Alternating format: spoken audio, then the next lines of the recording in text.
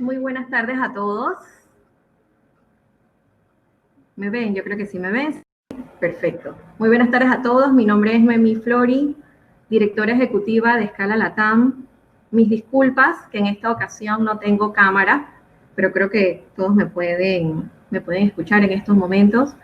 Bueno, les damos una cordial bienvenida a todos los presentes. A manera de introducción, Escala Latam es una empresa panameña enfocada en impulsar el crecimiento de pymes mediante innovación, programas académicos en alianza con universidades a nivel internacional y comunidades empresariales. Y nuestra empresa fue designada como socio estratégico para la administración y ejecución del nuevo programa de Ideatones, que forma parte del proyecto de ecosistemas de negocios digitales de Panamá, impulsado por la Cámara Panameña de Tecnologías de Información, Innovación y Telecomunicaciones, Capatec, y el Laboratorio de Innovación del Grupo del Banco de Desarrollo Interamericano, BitLab. Esta es nuestra primera sesión del programa Ideatones, dirigida especialmente a empresas y organizaciones que están interesadas en formar parte del proyecto como empresas ancla. Y realmente nos sentimos muy complacidos con su asistencia en la tarde de hoy como principales actores del ecosistema. Quisiera en este momento introducir brevemente a algunos miembros de nuestro equipo de trabajo para este proyecto, que serán los expositores de la tarde de hoy. Primero que nada, quisiera introducir a Constanza Nieto. Constanza, si nos puedes acompañar aquí en pantalla. Bienvenida, Constanza. Constanza, bueno, una gran amiga de Panamá, del ecosistema panameño desde hace muchos años. Tiene más de 30 años de experiencia como emprendedora, inversionista y consultora en innovación y expansión global para corporaciones públicas y privadas e instituciones gubernamentales en América Latina y en Estados Unidos. Constanza cofundó Global Tech Bridge, una organización de Silicon Valley, cuyo objetivo es apoyar la innovación y la expansión global de empresas latinoamericanas y estadounidenses. Obviamente amplia experiencia en Panamá, después de haber trabajado tantos años como consultora en diversos proyectos del ecosistema. Un gran abrazo, Constanza, nos acompaña desde Silicon Valley. Muchas gracias por acompañarnos en la tarde de hoy. Y ahora quisiera introducir a Jean-Marc Frangos. Él es un líder de opinión y asesor de startups en Silicon Valley. Es un mentor de emprendedores globalmente, a quienes brinda asesoramiento sobre el desarrollo de productos y mercados. Jean-Marc es un experto en innovación, experto en tecnologías disruptivas como 5G, realidad virtual, aumentada, el Internet de las cosas y tecnologías en la nube. Jean-Marc ha trabajado con nosotros también hace tiempo en diferentes proyectos y bueno, le damos, Jean-Marc, I just gave your introduction in Spanish. I'm sure you noticed that. I heard you. Excellent. So it's an honor to have both of you with us this afternoon. For the audience, I'm sure it will be a great experience to hear about your experiences and everything you have to show us this afternoon. Y como tercer invitado quisiera que nos acompañara Roberto Melo, empresario con más de 20 años de experiencia en el sector de la innovación empresarial, utilizando tecnologías de la información. Roberto es un empresario en serie y ha fundado empresas en los Estados Unidos y en América Latina. Innovar y resolver problemas de negocio a través de la tecnología es su especialidad. Fue presidente de Capatec hace unos años y es la mente visionaria detrás de las iniciativas de Escala Latam, actual presidente. Roberto, te damos una cordial bienvenida y pues te dejamos con la audiencia. Gracias, Noemí. Buenas tardes a todos. Pues para mí es un honor acá, a través de Escala Latam, organizar este primer programa de Ideatones conjuntamente con Capatec y BitLab. Es algo que desde que yo estaba en Capatec y quizás desde antes, desde los inicios de Capatec, por ahí creo que nos está acompañando Juan Carlos Uribe también, que creo que hace ya más de 10 años nosotros seteamos esta visión de trabajar con Capatec en hacer un Panamá un hub digital y un hub de innovación. Es que arrancamos con los ayunos de Capatec y todo eso, que fue una de las ideas que hicimos una vez en una servilleta. Y creo que hemos evolucionado mucho desde desde aquel día que arrancamos con estos temas de Capatec, que ha sido un trabajo arduo. Felicito al equipo de Capatec también por haber enlazado a seguir la visión del tema de Panamá Hub Digital y haber enlazado a DeepLab y otros actores del ecosistema para hacer del evento de hoy una realidad, algo que muchos de nosotros estábamos esperando de hace mucho tiempo. Y para mí es un gran honor pues también poder enlazar a diferentes actores del ecosistema para generar y hacer innovación en Panamá, y que no sea solamente un evento que conectamos y hacemos una sola vez, sino cómo creamos un flujo o lo que llamo un embudo de innovación. Y ustedes, los invitados de hoy, principalmente este primer evento, hicimos una invitación específica de traer empresas que pudiesen ser empresas ancla, que desde su perspectiva aportaran un granito de arena a este proyecto que es de Panamá, y un proyecto donde queremos enlazar a muchas organizaciones y actores, pero del lado de las empresas ancla, ese granito de arena de poder aportar las necesidades o ideas que prendan esta llama o este motor de innovación en Panamá. Así que muy agradecido de estar acá. Lo que quiero hacer rapidito es que les voy a contar un poco de la visión del proyecto, y luego que 5 o 10 minutos, y luego de esto los voy a dejar ya con la temática del taller de hoy, que lo que queremos hacer es una introducción al tema del programa de innovación abierta y el tema de design thinking también, cómo encontrar oportunidades adentro de las organizaciones. Y finalmente también Constanza, que ha sido consultora tanto para Capatec como para Senacid en diferentes aspectos de la estrategia de Panamá Hub Digital, también nos da un tema de continuidad, de la importancia de ustedes como empresas ancla y cada una de las organizaciones que ustedes representan, la importancia de este proyecto moviéndonos hacia adelante. Así que con eso en mente, pues voy a mostrarles una breve presentación. Déjenme acá arreglar mi pantalla.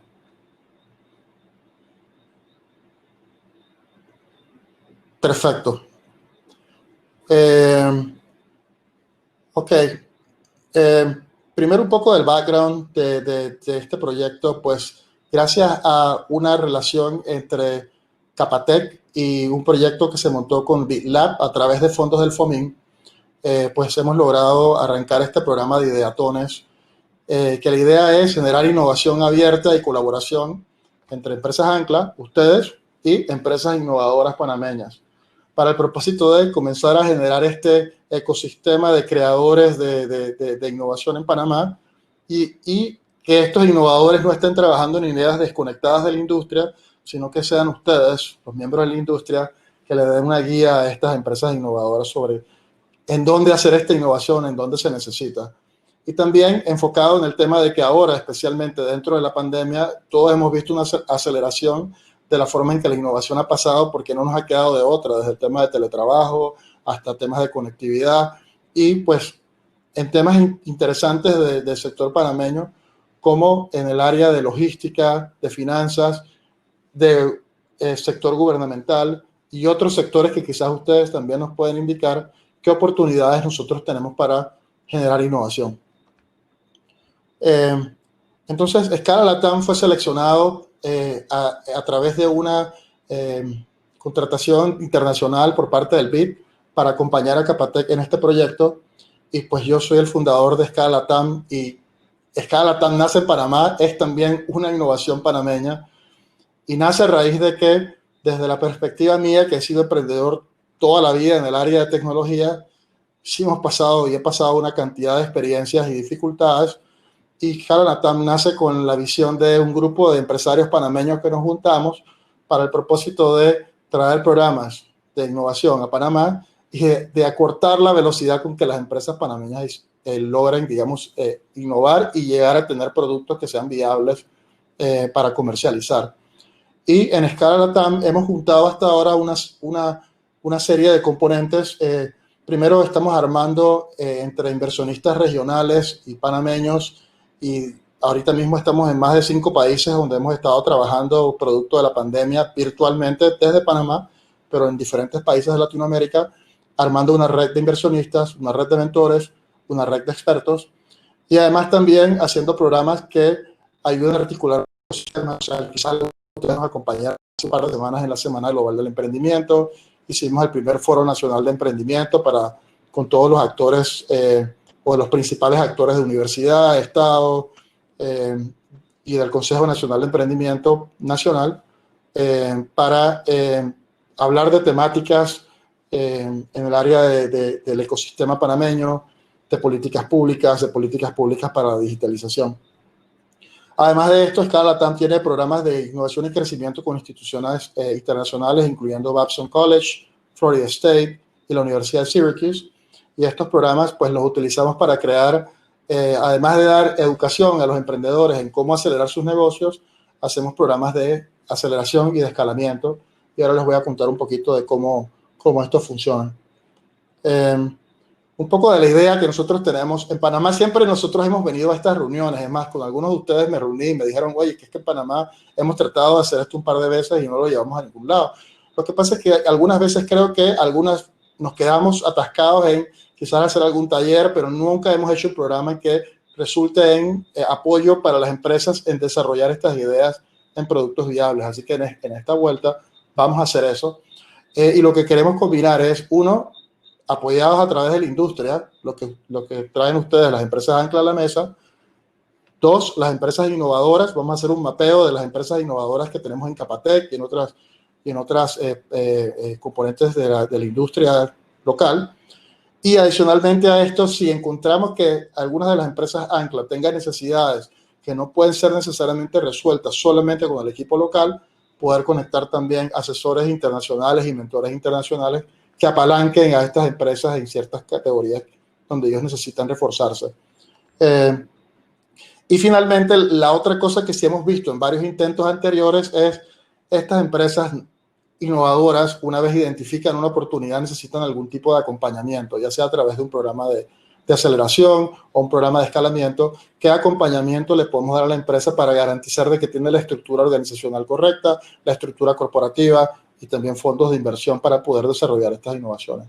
Así que esto es parte también de lo que nosotros queremos cubrir en este programa.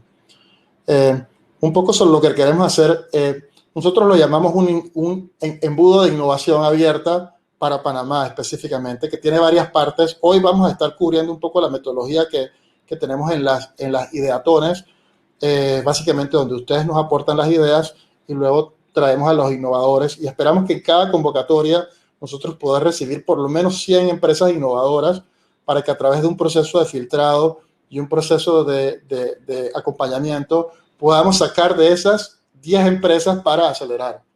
Entonces, una vez concluimos el programa de Ideatones, iniciamos un programa de aceleración que se llama Innovación para el Crecimiento, en donde estas empresas pulen estas ideas conjuntamente con fondos aportados por FOMIN, BitLab y algunas otras organizaciones que han comprometido fondos a Capatec o han aportado fondos a Capatec para insertarlos como capital semilla en las empresas.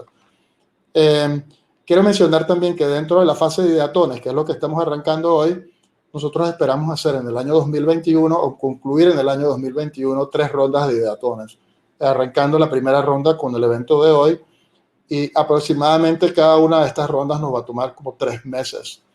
Así que vamos a tener una que concluye en marzo, una que concluye en junio, una que concluye en septiembre aproximadamente. Y luego, los evaluadores de muchas de estas rondas, además de tener evaluadores internacionales que incluyen el equipo de Silicon Valley y de otras instituciones que estamos sumando académicas, tanto locales como internacionales, también queremos que sean ustedes, los miembros de la industria, los que ayuden a evaluar la viabilidad de estas empresas, solucionando retos que las mismas empresas hayan aportado. Y finalmente, lo que se quiere también es que en la fase de tracción, estamos trabajando con Capatec en asegurar fondos tanto de inversiones privadas como del sector gubernamental como del sector privado para que las empresas o un número de estas empresas, esperamos que un 10 a 15% de estas empresas puedan llegar a algún nivel de madurez con un producto estable y comercialmente viable a raíz de todo el proceso que hemos hecho. Y repetir esto múltiples veces. Y finalmente esperamos también poder de cada grupo de empresas lograr encontrar financiamiento internacional para estas empresas en una fase de inversión, de inversión subsecuente. Así que digamos que estas son las etapas de la visión del proyecto. Un poco sobre los fondos que nosotros insertamos en cada una de estas etapas. nosotros esperamos insertar aproximadamente de $5,000 a $10,000 en capital semilla para los emprendimientos escogidos en efectivo, y además programas de acompañamiento y servicios adicionales a cada empresa en el orden de $20,000, así que cada de $20,000. Así que en esta etapa, que es una etapa semilla, esperamos insertar aproximadamente entre $20,000 a $30,000 por empresa, y esperamos hacer un número de 10 empresas. Por supuesto, también hemos tenido otras organizaciones que a través del proceso han dicho, hey, este concepto me gusta, incluyendo las entidades gubernamentales que han dicho, yo voy a considerar aportar fondos adicionales, lo que permitiría apoyar a más emprendimientos en cada ronda, o posiblemente hacer múltiples rondas adicionales.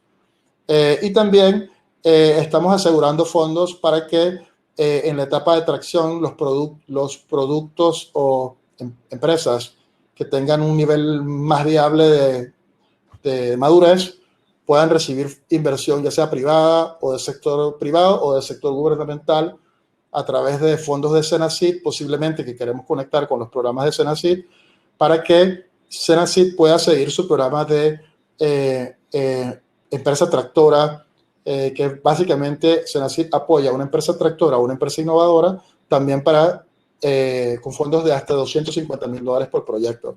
Así que esperamos conectar con algunos de estos programas para entonces ayudar a que muchas de estas ideas que estamos desarrollando en el embudo alcancen niveles de madurez más altos. Entonces, esas son las etapas, y por supuesto estamos en la primera de esas etapas, que era la etapa de Ideatones. Y por diseño, en la etapa de Ideatones, nosotros queremos usar un proceso de design thinking para específicamente identificar necesidades de las empresas ancla, que son ustedes, y que al final nos salgan prototipos o conceptos que ustedes mismos van a poder evaluar para decidir cuáles de esos conceptos serían los conceptos que apoyaríamos.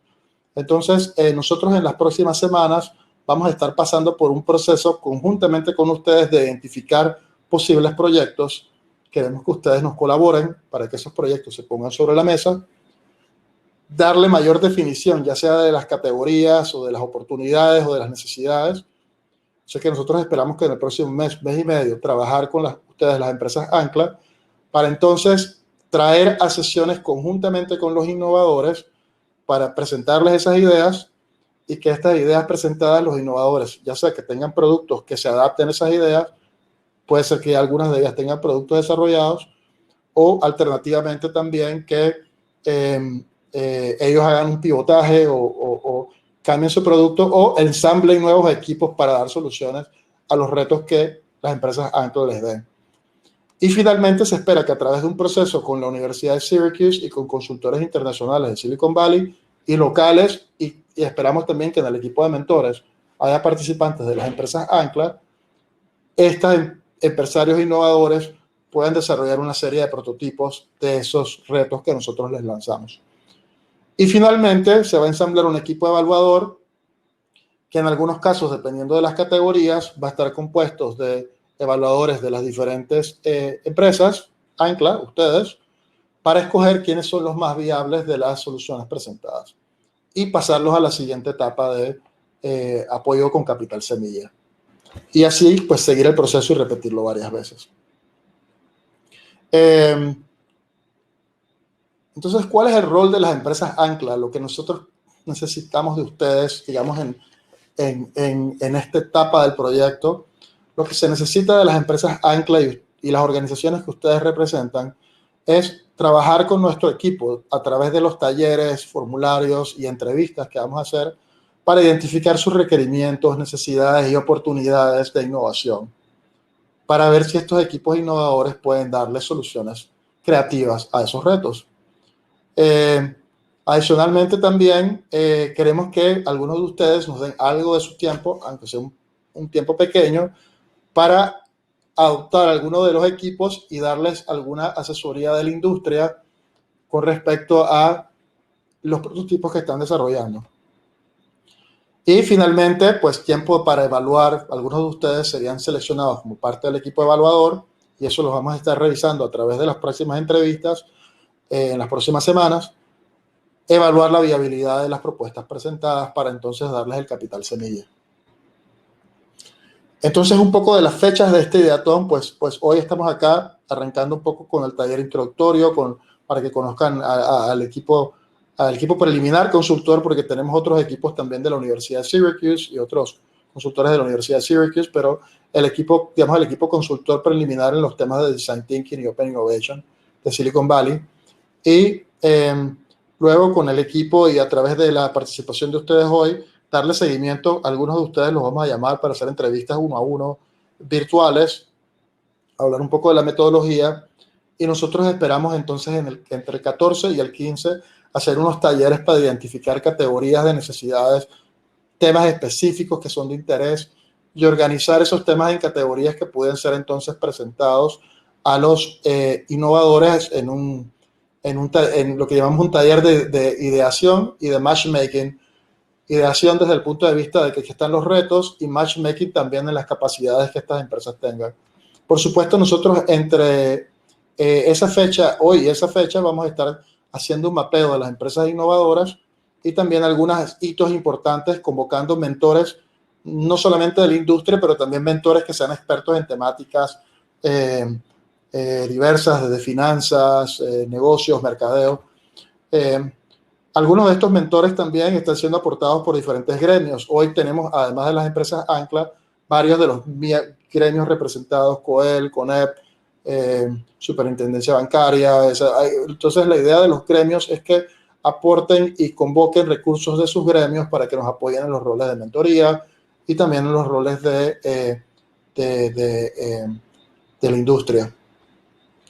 Entonces, finalmente entraríamos en un proceso en donde el primer set de empresarios deberían de tener algunas de sus ideas formuladas un mes posterior a que hagamos el matchmaking.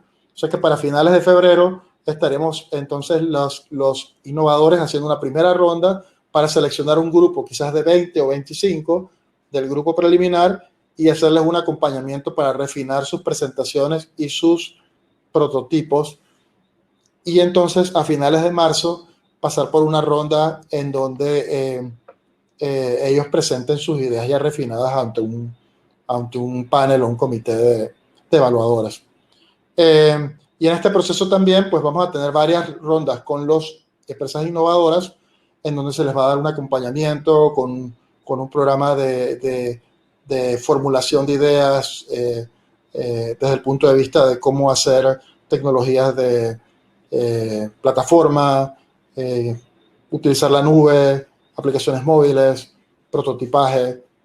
Eso se les va a dar para que ellos tengan contenido para desarrollar mejor sus ideas. Así que para finalizar, pues próximos pasos. Esperamos nosotros, después de la sesión de hoy, a todos los participantes se les va a mandar una encuesta electrónica de descubrimiento de ideas previo a nuestras entrevistas individuales, que nos va a ayudar a mejorar la capacidad de la entrevista, y luego pues vamos a estar programando entrevistas breves con cada uno para identificar su participación en el programa, si hay algunas categorías que son de interés, y pues poder lanzar una cantidad de retos a los innovadores. Y finalmente, identificar quiénes de ustedes van a identificar algunas necesidades específicas entre el 14 y 15 de enero de temas que sean de interés a través de la metodología. Eso sería en esa fecha en donde estaríamos levantando las ideas para luego hacer el matchmaking con los emprendedores. Así que digamos que esas son las fechas hacia adelante, y un poquito, digamos, del plan de trabajo que tenemos con respecto a este proyecto. Para nosotros es un gran honor esta preparación. Es la primera vez que se hace en Panamá, y pues es un honor para mí, para Scala Latam, para Capatec, BitLab, hacer esta primera ronda. Y sí necesitamos el apoyo de cada uno, del granito de arena de cada uno de ustedes en poder hacer esto de la realidad. Y ojalá que en un par de semanas identifiquemos quizás la próxima grandiosa empresa que nazca en Panamá. Así que pues les pido su colaboración, les pido sus ideas, les pido sus retos, más importante en este momento, de cada uno de ustedes. Así que espero que sea algo que todos disfrutemos y que pues podamos utilizarlo para hacer algo que nunca se ha hecho antes, de lo cual todos hemos hablado que queremos hacer. Así que espero que aprovechemos la oportunidad al máximo. A continuación, entonces, pues eso concluye mi presentación. Yo quería pedirle a Jean-Marc que es, Jean, are you up and ready? Your next. Jean, pues ha estado trabajando con Scala Latam de hace varios meses. Y Jean está en Silicon Valley. You're in San Francisco right now, right? Or yes, not too far. Very close to San Francisco, around Palo Alto. Fabulous, fabulous. Lo bueno de, I will switch to English just in 1 second, pero lo bueno de poder hacer esto y de conferencias que hemos usado en la plataforma Rimo es poder conectar expertos de diferentes partes, de Washington, donde está ahorita Constanza, de Silicon Valley, con la gente de Panamá y traer esa innovación a Panamá. Nosotros siempre hemos hablado de Panamá como un hub de innovación, como un ecosistema digital, y yo creo que este tema de la pandemia es una oportunidad para nosotros en Panamá de hacer eso una realidad. So, Jean, I'm telling them how we're connecting people to Rimo. And, we talk about making Panama a hub for Latin America for open innovation and how we're bringing people together from Silicon Valley. But I think it's a fantastic opportunity and timing for us to seriously look at this and get this, turn on that initial spark that gets going our ecosystem in delivering that in Panama, because we have a great financial sector here. We have great opportunities and capabilities financially for Latin America. So it could be a fantastic place as a hub and for us to deliver that promise we talk about. So with that, Jean, I will let you introduce the audience to open innovation, design thinking, and share some of your thoughts as to things moving forward. So thanks for being with us today. Pleasure. And Roberto, te entiendo muy bien porque tu articulación es muy clara. Fabulous. Now you're learning Spanish. We're going now. I understand you very well when you speak English. Well, not 100%, but say 60, 70%. Yesterday, I was on a call with 2 groups of Japanese people, and I'm learning Japanese, so I got about 5% of what they said. So in comparison, today it's a pleasure for me to be with you. 67%, we're doing fantastic, great. So we're ready to go. Right. So, okay, Jean, so the stage is all yours, okay? So I'll go away. No problem. And thank you very much for the introduction. And I would encourage you to click on the top right of your screen where you see the full screen sign, the 4 little arrows, because this will make my slides bigger for you. So you will see a lot better. Some of my slides have a lot of information on it. And we're going to do 3 things together. The first one is, as Roberto said, we're going to talk a little bit more about open innovation and why open innovation is particularly good now in times of crisis. Then we'll do a second section of discussion where we will talk about the major innovations that are the trends of the moment, not just in Silicon Valley, but in the corporate world in general.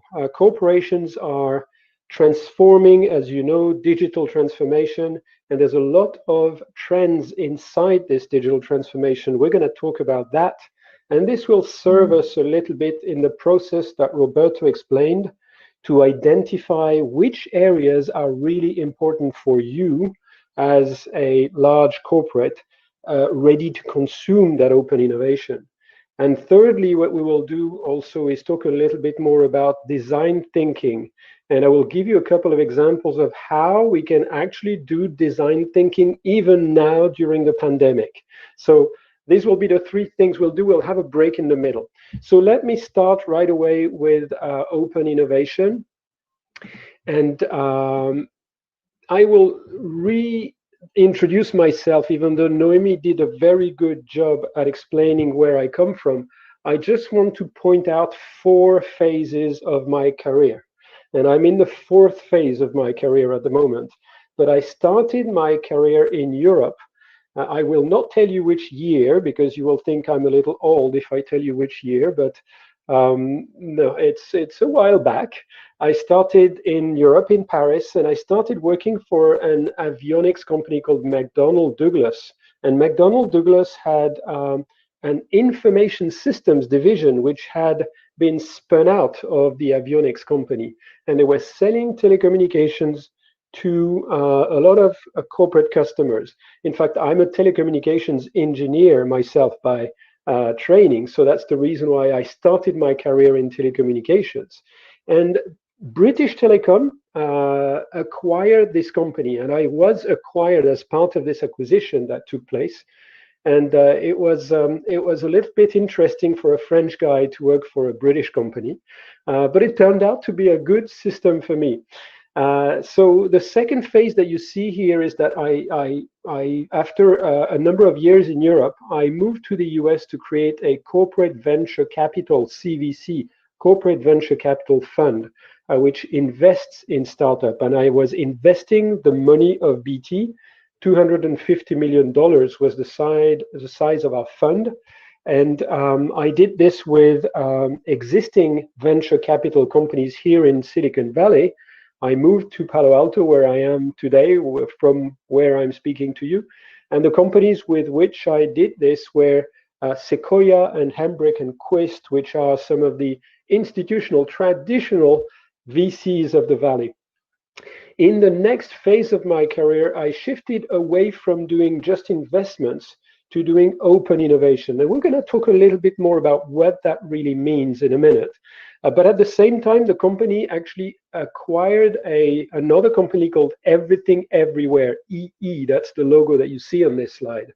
And my job became very interesting because it was all about mobile and fourth generation mobile and now fifth generation mobile.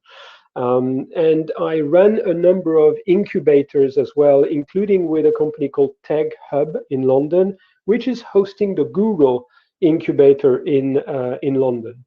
And the last part of my career, I finally decided to use everything I've learned about corporate open innovation during all these years and apply it to other companies. And I do this through Escala and Roberto and the team, but I also do it with universities like INSEAD in Europe and in Singapore, with Stanford here, that is about 2 kilometers away from where I live, and Hitotsubashi University in Japan, but also Tsinghua University in Beijing. So that was just a brief summary of what I've done before. So the main subject here is innovation. And the first thing I would like to say is that many, many times since March of this year, and even February of this year, I have spoken with a lot of corporates and CEOs and CIOs and CTOs. And every time they tell me, oh, we don't have time for innovation right now. It's a moment of crisis. It's about survival. We'll deal with innovation later. It can wait. And of course, it irritates me when I hear that, because I want to give you a couple of examples of why innovation makes a big difference during times of crisis. If you look at the logos of companies on the top left of my slide, these are companies that were created during the last two crises. The dot-com crash, which happened in 2000, 2001, and then the great financial crisis that happened in 2008, 2009. And during 2001 and 2, Salesforce.com, Tesla, Facebook, a lot of very interesting companies got created that are now the captains of the industry. And of course, we're talking about a 20-year time frame here, but it doesn't take that long for new companies to emerge and become dominant. If you look at the closer time frame, which is 2008, 2009, you recognize companies there. Slack, which was actually only 2 weeks ago acquired by Salesforce. You can see Pinterest. You can see Airbnb, which is on its IPO today. Uber, Square, a lot of very, very interesting companies. Cloudera, Waymo in autonomous vehicles. They were all born during times of crisis. And the reason why they were born in times of crisis is during times of crisis, the flow of idea is more open. Everybody has a more open mind to new ideas because everyone is looking for survival methods, and things that were completely impossible before happen during times of crisis. And of course, we're seeing that now. I mean, we're participating in a conference that would normally have probably taken place face to face in Panama. And instead of that, we're using Remo, which, by the way, is one of the most advanced tools. But if you think of Microsoft and Zoom, for instance, I mean, these are some of the big winners of this new crisis and transformation that goes with it. You heard Satya Nadella. He said that we had 2 years of digital transformation in a matter of 2 months. And he was talking about March, April, actually 3 months, including May. But things go much faster in times of crisis. And I'm just mentioning a couple of examples of innovations that were utilized, particularly during the pandemic. The UV robots that disinfect, that are autonomous and disinfect the rooms, as well as these temperature checks that allow you to create a map of where the clusters of infection are in the US. So with that said, let's just talk a little bit more about open innovation as opposed to innovation, right? So what is open innovation that is, not just innovation? Because innovation we can do in many ways. We have R&D labs, we have, PhDs, we have associations with universities, and innovation can come from many places. But what is open innovation particularly? And for that, I still use the definition of the guy who invented the term open innovation. His name is Henry Chesbrough. He's a professor at Berkeley, a guy who I meet fairly regularly here in Silicon Valley. And the way he defined open innovation was by saying, well, think of it. You have a lot of internal ideas. You see these little bubbles like that at the front end of that funnel. They're internal ideas that you might have inside the company. Some of them might make their way all the way to your target market, so they might live the normal life of innovation. But some of them might actually, move out of the funnel and out of the perimeter of your company, and be sold or licensed out to other companies. So that's very counterintuitive when people think about innovation. They think I'm going to import ideas outside in, but open innovation works both ways. It's also knowing what is core for your company and knowing when you need to license out technologies. But the majority of the cases of open innovation are these white bubbles at the bottom. These are ideas that come from the outside of your company. They can come from your customers, they can come from startups, they can come from universities, they can come from anywhere, as long as you have a radar, an ability to find them, to identify, to qualify them, to filter the good ones in your funnel, the ones that will have an impact on your market.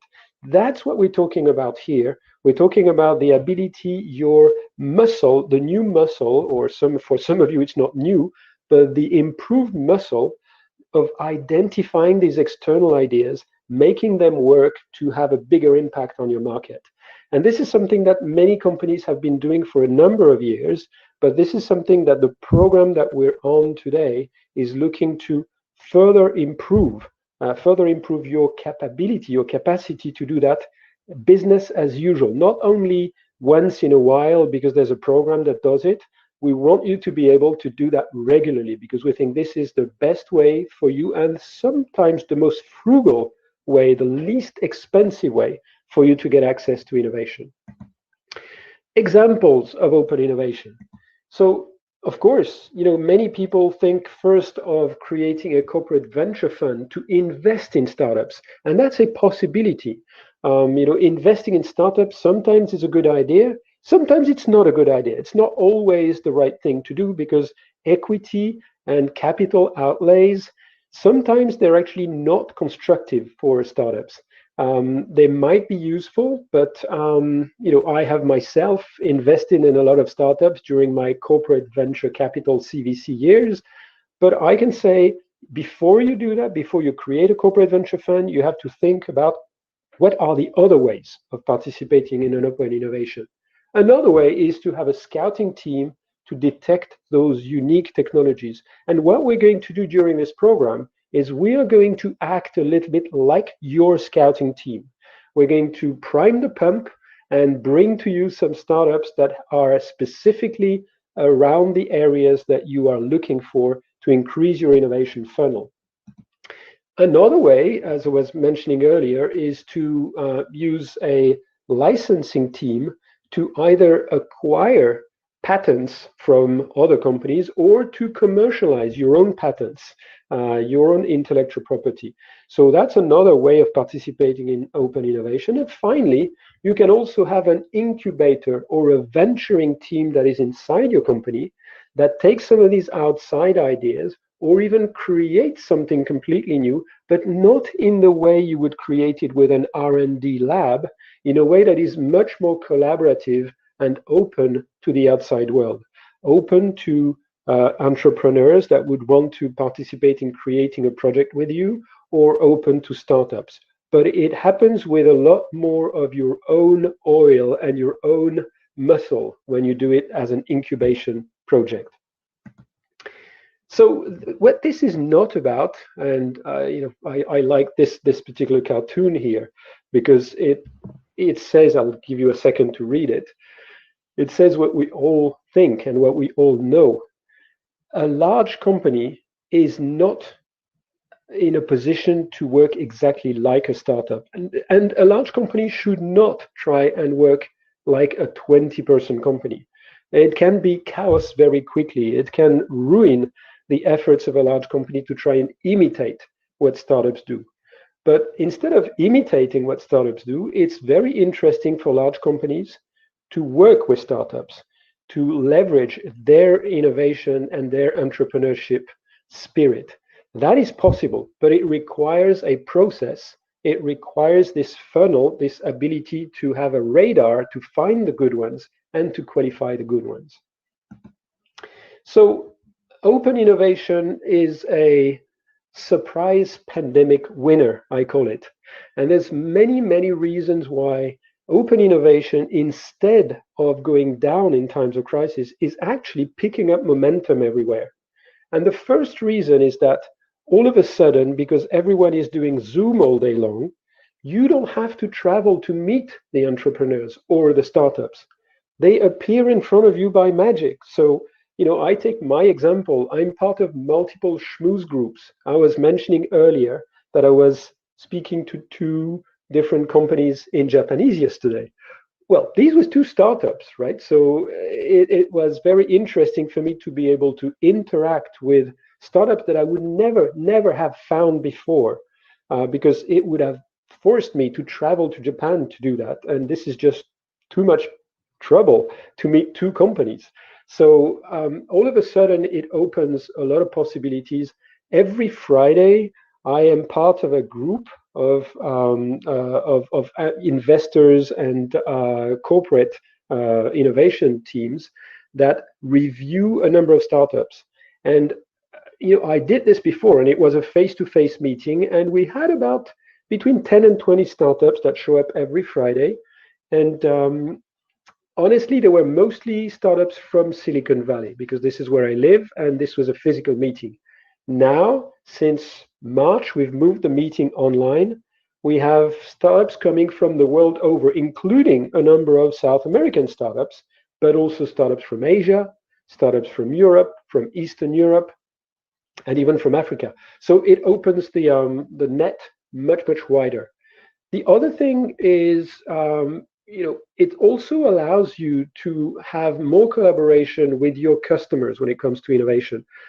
Autodesk, I'm sure a lot of you know this company. It's a very interesting, assisted design, computer-assisted design company. They used to run their annual conference with their customers in Las Vegas every year. 12,000 people last year they had in Las Vegas. They were super happy to have 12,000 customers in Las Vegas. This year, they move it online. All of a sudden, they get 105,000 customers. Well, guess what? Next year, they're not going back to Las Vegas. They're going to stay like this. So it's much better to reach out to a larger number of customers. Now, when you hear all this, you say, okay, well, that's a lot of different possible companies. It becomes a jungle. How will I be able to filter the good ones? You know, if I had a few hundreds before, now it's a few thousands, it's difficult to find the good ones. Well, AI, artificial intelligence, is now mature enough to help you. There are tools specifically to help you look at a list of companies and detect the ones that you would want to work with, that you might want to approach to find out more about what they do. So the arrival of AI is very, very providential for us at this time. And again, and we're going to talk about that more later, design thinking is still possible. You can still do collaborative design thinking, co-creation, and inventing new products based on these technologies, even in the middle of the pandemic, even if everybody is scattered around the world. We'll talk more about that. I'll give you examples of that later. And finally, it requires us being clear about the objectives, about the priorities, and about the process that we're going to be using when we have all these startups that become possible to help us innovate, differentiate ourselves from competitors, and open the doors to new markets. So we'll need a process, we'll need a funnel, we're here to help, and this is what we're going to do in the next session. Right, so this is all I wanted to say as a first part, which is really about open innovation. And now, if you don't mind, what we're going to do is shift to a subject which is very related. And I am going to give you a download, as in I'm going to narrate for you, explain to you 10 of the most important corporate innovation themes that I see when I speak to my counterparts and people that do corporate innovation worldwide, not just in Silicon Valley, but everywhere. So one word of caution, this is the list, and please don't read it right now because we'll talk more about each point. But the main thing I want to say about this is a list of technologies, right? And your business challenges when it comes to innovations are not necessarily immediately mapped to a technology. In fact, that's a point that I was discussing with Costanza before we started this meeting, and I'm sure she'll mention that to you again later today. But your business problem and a technology that would help you solve this business problem, there is a connection that needs to happen here.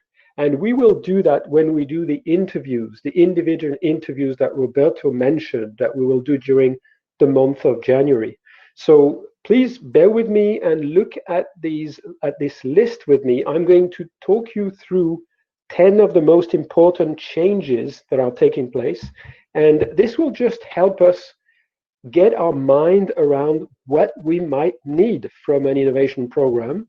And also what we'll do at the end of this, we'll ask you to vote for the top priorities for you, because not everything is the same priority for everyone. And we would like to know where we need to focus our attention when we are going to be finding and recruiting those startups, and we'll find them in South America, but we might find them elsewhere. We need to know which are the top subjects that you guys want to hear from. Okay, so let's get onto that list, and let's start with the first two. So the first two are, number one, it's about digital ingestion. And Noemi was very kind. She gave us the translation in Spanish, so you can also read the translation in Spanish. But I'm going to explain each one to you. So the first one, when you start on digital transformation, in reality, you need to, you have a lot of paper, and the first thing that needs to happen is to convert the paper into, digital assets, meaning databases, data sets, and, files that sit in databases in computers, right? So in data centers. And that process of conversion of paper to digital is still something that is receiving a lot of attention today. You might think, oh, no, everyone's done that already. Not the case. Most companies have not finished doing this, and they continue doing this because they receive invoices, they receive all sorts of paper documents. Some of them are handwritten, And it is important for them to be able, if they want to apply digital processes, they need to convert that to digital documents.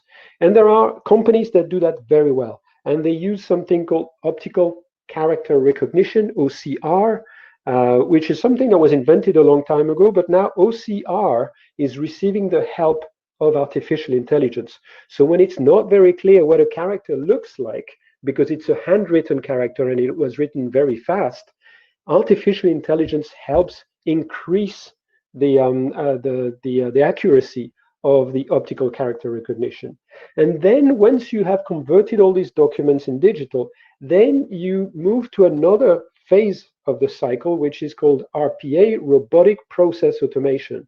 And robotic process automation is about using all your IT workflows and making sure that they are well oiled and they connect to each other so that things can happen automatically once you have a document. So for instance, a loan document, if you're a bank and you're receiving a lot of documents from the person who wants a loan, you need to convert these documents into things that a computer can manage, and you need to move it towards the an AI process that helps you filter the good ones, the good loans, the good potential customers for loans, and then process it so that the loan can be issued. That whole process is all about RPA. Okay, so that's a very significant area of innovation for many companies. Moving to the next one, number 2, on your right. So the second one is about where does your IT work today? Do you still have your IT, all these computers on your site, on your premise? Or have you already migrated a lot of your IT workloads to the cloud, to AWS, to Azure, to global cloud platform? You name it, there's multiple suppliers there. They're becoming gigantic. And the reasons why people did not want to do that originally 5-10 years ago, or really 5 years ago, is they were concerned about security. They were concerned about the reliability of these cloud platforms.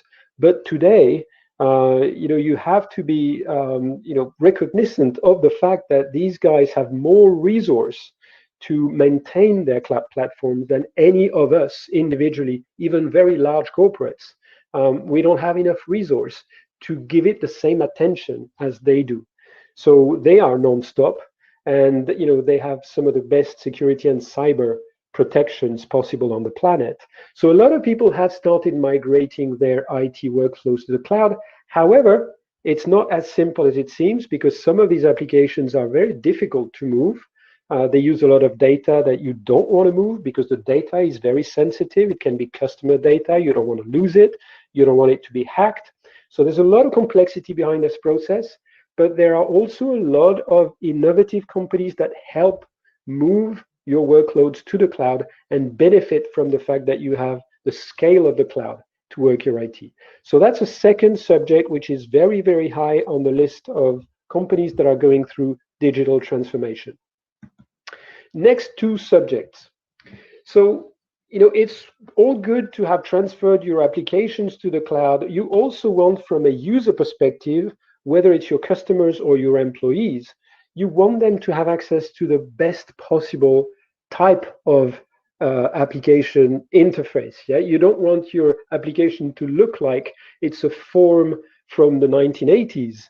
You want it to look like a proper website, which is dynamic, which has video in it, which has graphics, which is very easy to navigate, which has very little user friction. And for that, you need to have a good process for taking some of these applications and converting them, at least the front end of these applications, into mobile or web applications that are very easy to manipulate. Like, for instance, the application we're on now, Remo, actually works in a browser. And I'll show you another example of an application later when we talk about design thinking that works entirely in a browser. And you would have thought browser was just to display web pages, but actually browsers are so capable today that they can run entire applications. So that ability to convert these old applications into something modern that is very, very intuitive for your customers or very easy to use for your employees is absolutely paramount in digital transformation. And again, there are very good companies, including in South America, that are really instrumental to help you on that journey. Number 4, cybersecurity. So cybersecurity is everybody's problem. I don't know anyone who dares to tell me that they're not concerned about cybersecurity and that they're not putting a lot of attention on the subject. So for sure, this is an area where innovation is super important, because innovation is about keeping the pace and being able to respond to hackers at their speed. So of course, you can absolutely rely on the existing big suppliers, the main names of cybersecurity, and buy a solution or license a solution from them. But it's quite important for large companies today, everywhere on the planet, to be aware of the state of the art in terms of cybersecurity. And so there is a new notion that's called zero trust, which means that you absolutely behave as if your IT was already compromised, and you make sure that if hackers have managed to already penetrate your IT, they cannot do damage. But there's something else which is happening in the background in the big labs of some governments and others, which is called quantum cryptography. So quantum computing is a new technology which is in the making. It's been announced already for the last nearly 10 years. People have been working on it. And it will have such compute power concentrated that you could theoretically crack any of the tokens, any of the encryption models that we use today, even for the banks or even interbank. Those could be cracked by quantum computing. So the response to that is actually using the same tool, which is quantum, to create another type of encryption. So it's called quantum cryptography. And this is a very deep tech subject. But what I'm trying to say to you is, as part of your innovation mix, you need to have an eye on what's going on with cybersecurity and how the world is evolving in cybersecurity. And perhaps that's one of the things that we can do for you on this campaign, on this program. Number 5 and 6. So number 5 is about using AI for a particular thing, which is predict the future. And this is very important because there are 2 types of AI, and you'll see on the right side of that slide, we're going to talk about multiple use cases for AI. But the 2 big families of AI, one is about predicting the future by looking at the past and saying, okay, if I have this data set, I can predict what is going to happen next because it has some sort of a pattern. But the other big family is to observe something and say, oh, I recognize a pattern here. And the typical example is, computer vision. When a camera is filming, a security camera is filming outside your door, and it recognizes that there's someone that is coming to your door, it says, yes, this is a person. Or if it's a cat or if it's an animal, it says, nothing to worry about. It's just a cat passing by, right? So that's computer vision recognition. And there are many other types of AI technologies like that. But 2 big categories, right? So, prediction and pattern recognition. So the one I'm talking about on the left here is predictive. And probably the biggest area where predictions are useful is in industry, where you can try and identify when a machine, which is in a production line, is likely to need maintenance because it is not behaving the way it should. You can detect that with very weak signals. It can be a noise, it can be the fact that the specifications of the machine are changing, it can be different things. But having the ability to use AI algorithms to detect something that a human could not detect is very, very important because it allows you to repair the machine or to provide the maintenance before the line has to be stopped. So that's crucial. And another big prediction area is prediction of sales or prediction of volume of customers. You look at the past, you look at what happened in that season last year, with this weather last year, with this set of world news, and you deduct what is going to happen next week or tomorrow. And a lot of large retail chains are staffing their stores based on this algorithm. They say, no, I don't need 12 people tomorrow. I need only 5 because I know it's going to rain, and I know, with a lot of algorithmic prediction that it's very likely I'll have less customers tomorrow. So very important part. I mean, this is the AI linked to prediction is a very important part of what people pay attention to in the world of innovation. Everybody wants to have, for their industry, for their application, the best possible predictor. On the right, you see the more general artificial intelligence and the wider application of artificial intelligence. And it can be used for just about everything. So I gave you the example of that camera and that computer vision. Of course, that those same cameras and radars and lidars are used on cars to do autonomous driving now.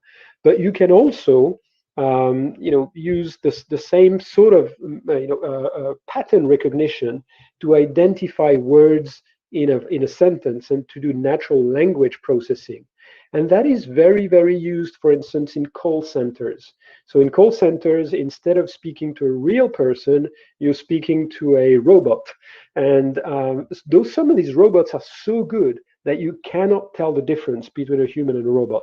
Now, only the very advanced ones, because the ones that are first generation, it's very, very annoying when the robot keeps not understanding what you say. But no, the most advanced ones are actually very, very impressive. So many, many applications of AI possible. In fact, I recommend reading a book, which I'll mention later. I'll put the reference in the chat, which has a very, very good history of what is it that's going to happen with AI in the future and all these use cases of AI. A very interesting subject. Definitely one that is on the radar of everybody in the corporate world when they come to their innovation practice. Okay, we're getting near the end of that list. Please bear with me a few more minutes. The next one is, we talked about artificial intelligence. We talked about moving applications and data to the cloud. It's really important to change the mindset of everybody in the company so that they take into account the fact that data is the new oil. Data is perhaps some of the most important assets you have in your company. Data about your customers, data about your industrial process, data about your inventory, data about how much you can sell, and customer data. So data has become very rapidly, with the algorithmic power of applications and artificial intelligence, the one thing that becomes the asset that is essential for your company. But if this is clear to the management of the company, to the CEO or to the chief strategy officer or to the CIO of the company, it's not always clear to all the employees in the company. And one of the things that Amazon or Facebook or Google do very, very, very well is that everybody in their company has a data mindset. What does that mean, a data mindset? Everybody in the company knows that they need to contribute data to the entire data lake. What they call a data lake is the data warehouse where the company keeps all its data. Every single employee feels responsible to create data, even if they're just a sales administration person, even if they're just a field operations person. They know they have the responsibility to create data, and they have the responsibility to create clean data, because data, if it's garbage in, it gives you garbage out. The other important thing about the data mindset is when you're about to make a decision, and not just the CEO, not just the head of that division, but anybody in a situation to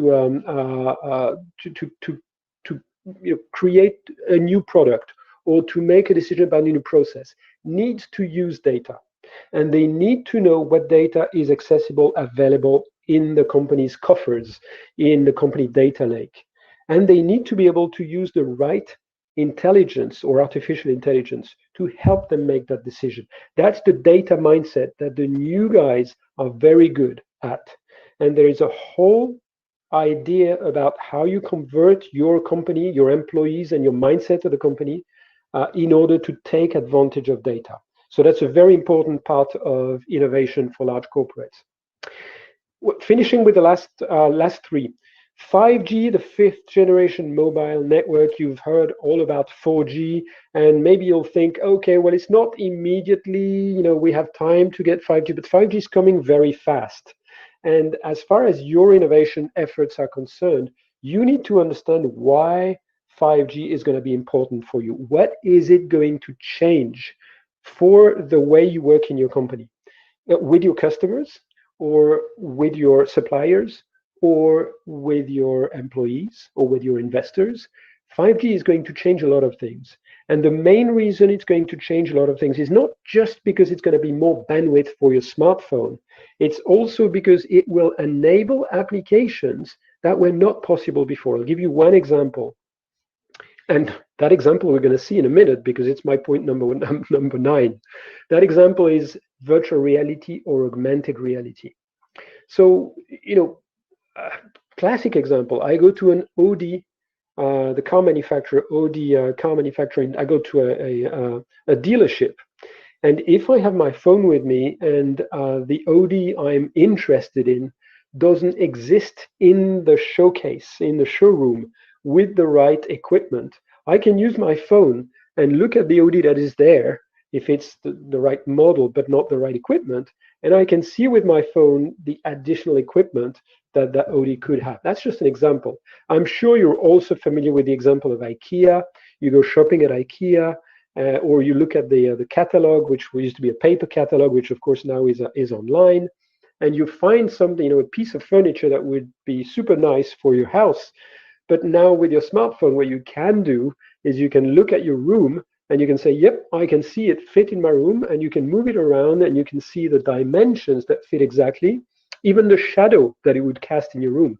So this is augmented reality, and this is changing dramatically the way you will reach out to your customers and you will interact with your customers about your products when these are visual products. So 5G is going to enable this. This was actually very difficult to do with 4G, because 4G is fast, but it's not fast enough to do that. If you move the phone fast, with 4G, that piece of furniture would move from your wall. With 5G, it will stay. And this is just an example, but there is a lot of other things that we can talk about in 5G. And having an eye on this as part of your innovation radar, very important in my opinion. Okay, I'm not going to dwell on AR because we just talked about it, right? So I gave you an example. There's many other examples of AR. It's not just about having a headset. Don't think of it just as the head-mounted display. Nobody wants to wear that for too long except the hardcore gamers, okay? But that's a special market. But for us in business, there will be a lot of applications of using your phone to see augmented data on everything you do, whether it's construction, industrial, or services. So this is going to be a big revolution, and everybody is kind of interested in this subject to make sure that they're not missing the next wave, and they appear to their customers as completely up to date with new technology. And finally, blockchain. And this is not a complete list because there's so many other things we could have put on that list. But blockchain is actually quite important, because if you think of internet, the revolution of the internet was mainly about making information available and fluid across the whole world to everybody. You have information today thanks to the internet that you did not have before, and you can get that instantly. And blockchain is doing the same thing, but not about information. Blockchain is doing the same thing for anything that has value. And it allows that value to be tokenized, as in to be cut in small pieces and super secured. And it does not require someone in the center to guarantee this, because the whole blockchain itself, which is a distributed mechanism, guarantees the security of the system. So what blockchain will do is enable value to be traded exactly as fluidly tomorrow as information is fluid today for you. So it will revolutionize the way we trade, the way we sell, the way we exchange value, even for arts collectors. You can start buying a piece of the Joconde or the Mona Lisa if you want, just a very small piece. I exaggerate when I say that, of course, but it's just to give you an example of the importance of blockchain. Okay, I need to pause here because I bombarded you with so many ideas, and my caveat around this is not the only list, right? You probably have other ideas about things that are important for you that you want to put at the top of your innovation priority list. And what we're going to do now is we're going to give you a chance to express that in a survey. And I know Noemi is going to come up and join me on stage, and we're going to give you a couple of instructions about how to do that survey and tell us which of these ideas or another is most important for you. Noemi. Excellent. Thank you so much, Jean-Marc. Definitely, we would like to have a little bit of participation from the audience. I think that we have heard so many exciting things about how technology is impacting our lives today, digital solutions and stuff. So in the chat, if you look at, I'm going to switch to Spanish now. Para la audiencia, queremos tener un pequeño ejercicio con relación a las categorías de innovación que Jean-Marc nos ha explicado hoy. Y en la parte derecha de la pantalla hay una sección, un panel, una de las opciones es chat, y en el chat Valeria nos ha puesto un link que nos lleva a una página donde hay una breve, muy breve encuesta sobre las categorías que Jean-Marc nos explicó hoy. Nos gustaría que visitaran esa página, invirtiéramos un par de minutos, de pronto seleccionando algunas de las categorías que ustedes consideran son prioridades de innovación en sus empresas. Puede ser que las necesidades que ustedes están teniendo actualmente, hoy, no están en esa lista y hay una opción al final para poner otra categoría, pero bueno, los invitamos a que puedan llenar la encuesta rapidito, unos 2 minutitos, el link está ahí puesto para entonces ver los resultados y bueno, tener un poquito de ideas con relación a la presentación que nos acaba de dar Jean-Marc. Thank you, Noemi. And what I suggest, so hopefully everyone can see the link in the chat. If you click on your chat button, you'll find that link. Please go to that webpage and cast your votes. That would be fantastic. And I'm super interested in seeing which of these trends is the most important for you. Which of these innovation areas you feel are really essential for your company that you absolutely want to put. And it doesn't have to be just that, because we have an option that is otra. So it could be otra. So by all means, go ahead and click on that link, and let's see your votes. What is good about it is that we have a short break, and what we could do also before the break is give you a chance to ask any questions, because I know I have given you a lot of information here, and some of it might have been not that clear. So please feel free to, now is a good time to ask a few questions about anything that I've said so far on the first part, which was why open innovation is so important in times of pandemic, or on the second part, which was more about why, or which technology trend could be very important for your innovation. Yes, para todos, en la parte derecha también de la pantalla tenemos una sección de Q&A, question and answer, preguntas y respuestas. En caso de que tengan alguna pregunta para Jean-Marc, lo pueden también utilizar en este momento. Y bueno, ya podemos utilizar los próximos minutitos para terminar de llenar la encuesta y tener unos cuantos resultados. I think that I'm seeing some results now, Jean-Marc, on the survey. But I just, I was telling them that they can also ask questions using the panel on the right. Very cool, very cool. And given we'll have the break, what I suggest we do, Noemi, is we give people a bit more time to get to that survey during the break. And when we reconvene after the break, I will show the results of the survey.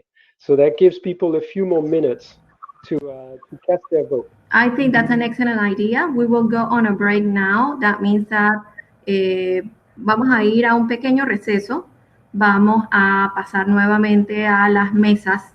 Ahorita estamos en modo conferencia, vamos a pasar a un modo donde van a haber unas mesas y sillas a los que no estuvieron desde el inicio, y básicamente pueden utilizar el tiempo pues para terminar de llenar el survey o el formulario, o también para compartir con otros asistentes. Solamente tienen que prender sus cámaras y micrófonos, y bueno, nos vemos en unos 5 minutitos de vuelta. Okay, we're going to be back.